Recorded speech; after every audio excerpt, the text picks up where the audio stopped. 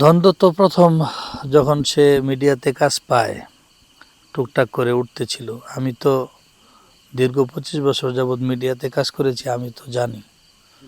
এবং জানি বলেই মূলত মানে ওরা কি করতো, আলবি কোথায় কি করতো সমস্ত তথ্য আমার কাছে ছিল। আমি বোনের মাধ্যমে এগুলো জানাইতাম যে ও যেন সতর্ক থাকে, কারণ আমার মিডিয়াতে সবাই আমার পরিচিত ছিল।